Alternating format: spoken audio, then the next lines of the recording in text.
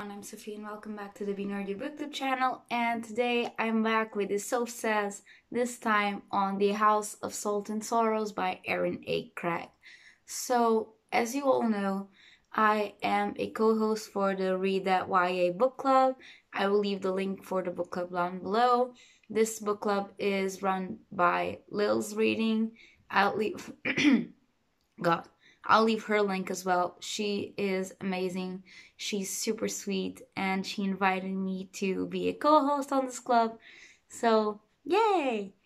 The book for September was The House of Salt and Sorrows by Erin A. Craig. This is a fantasy retelling of the 12 Dancing Princesses. I have told the tale in not very detailed way in my September TBR. If it's up, I'll leave the link down below. But basically, we're following Annalie, and she is actually like one of the oldest sisters in the Thomas family.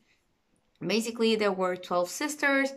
The thing is, the 4 elder ones died. The first one died in, I think she fell like of the ladder of a library.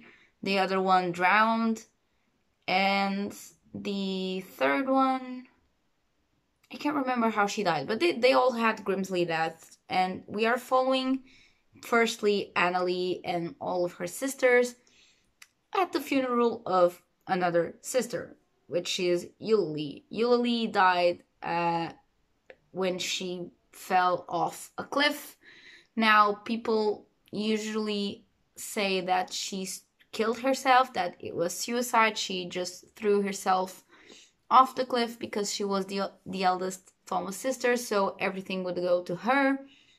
And we're just following everything from there. Now, Annalie just does not think that her sisters are killing themselves because she just thinks her sisters have way too much to live to be killing themselves right off. So, basically, I'm so sorry. I'm, like, sick. So, if coughing and everything happens in the video, I'm sorry.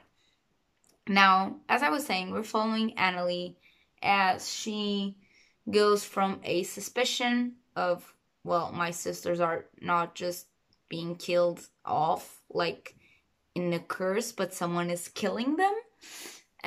To actually trying to figure out what the hell is going on. So, I'm going in a bit of detail in this Soph Says. I will try not to spoil anything, but I don't make any promises. So, beware going into the video. Now, I give this book a 4 out of 5 stars. I think, first of all, it was really well done. I think that the way Erin A. Craig, like, the way she retold the tale of the 12 Dancing Princesses was really well done. I don't think, like, it's not the first tale that comes to mind when you think of fairy tales. So I think that actually helped the book in winning its own position. Well, we first start off, like I said, at the funeral. And then after the funeral, their dad just married off some other women called Morella. And, well, I started by liking Morella, and then I grew to dislike her as the story went. And I don't think it was supposed to happen that way. I think it was supposed to happen the opposite way. But Morella just starts off as this little wife of a king, like a duke, of this place that has nothing to do with her hometown, and so she feels kind of lost. She has no friends, and her stepdaughters keep dying, so you're like, poor thing, right? I thought that too. But then she just starts saying that they shouldn't mourn for Eulalie, and that they should live their own lives even though their sisters were dying. And I was like, why would you say that? Like, it's the 5th sister dying, so please just leave them alone. So I started to grow not a hatred, but something unlikable towards Morella. Now, Annalie also agrees with me. She doesn't think that they should skip the morning for Yuli just because they have been doing it for a while now.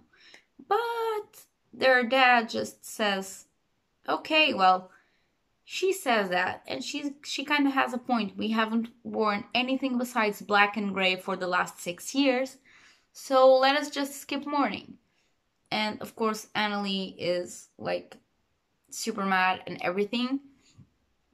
And then like everything starts happening from there, and there's dances and presentations and everything. So the points that I really did like about the book, like I said, the fact that it is a 12 Dancing Princess retelling, I think it's pretty good. It's pretty unique. I really, really, really love the gore of the book.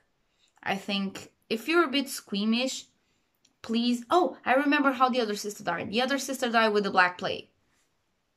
Yes. So, I'll explain why I remembered, okay?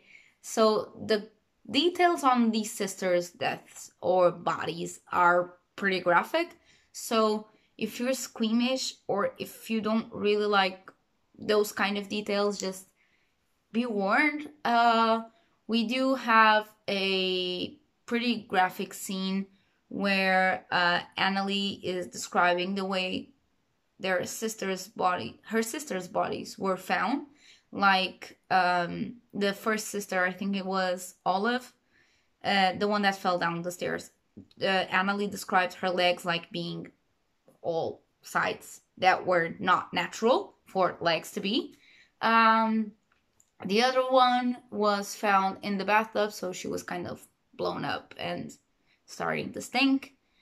And the Black Plague sister was with bulbs like across the skin, and so Annalie does describe the bulbs and does describe the smell of the bulbs. And then we get to Eulalie, and Eulalie is found like on the rocks. And so we do have a pretty graphic description of how her body was found and how her limbs were not doing what limbs should do. But, I mean, it's kind of normal. If you fall off a cliff, you can't expect your arm to be like, nyeh. You can expect your arm to be like from here up. It's something to be expected, okay? So if you're squeamish about that, just be careful with that. I really did like the relationships between the characters. I think that even between the sisters, I was expecting something to be more superficial. But it was really, really, really realistic. Like, there were some fights between sisters, but you knew that if one of the sisters felt bad and she went to the other sister and they would be fine. And I really, really liked the way everything was described. It is a very atmospheric book.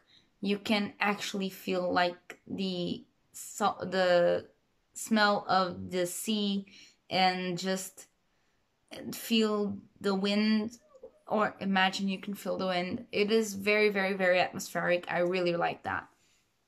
Now, some things that I didn't like. Now, there's 8 sisters when we start the book. 8 characters or 8 main characters is a lot. So, I don't think I can remember all their names just because there's a lot of them. And there were some that I didn't really know, besides like one chapter or two. We have Camille, which is the oldest. We have Annalie, which is our main character. We have Lenore, Leanne, I think, and Rosalie, which are triplets. And then you have the Graces, which are Verity, Honor, and Mercy, I believe. And so these are the 8 sisters that are alive when we start the book. I did not like how predictable the mystery was. When Annalie is like getting suspicions of why her sisters are dying, there's this other news that comes along with it. And then, like, everything starts going up from there. There is something else that really, well, it's not really bothered me, but it was so weird that input was so just so dumb. We have gods. We have a very rich religion there where we have various gods, and then we have a character who is a half god. Like, bam. Why does he need to be a half god? I don't know. I honestly don't know. And then they are afflicted, like the gods. Then we just find out that you can actually ask for the gods to do things for you. Like, they have Pontus, which is the reincarnation of Poseidon, and they actually ask for Poseidon, like, for better crops and everything else. So just the way that gods are portrayed and the way that gods are used in the book, I think it was very unnecessary. I think the influence they had on the plot is unnecessary, honestly. I also did not like how the shoe mystery was thrown aside. Like, as you know, the 12 dancing princesses have this mystery, which is, why are their shoes so worn off, even though they are just sleeping? So we are presented to that mystery almost at the end of the book. I believe it was at 60 or 65% of the book. So we are presented, like, late in the book, and then there are some events, and then when you get to the end of the book, no one cares what happens to the shoes. Like, we all know what happened to the shoes. There is one character that finds out what happens to the shoes, but no one cares. No one cares about solving the mystery or actually presenting the book with, look, your daughters are going dancing.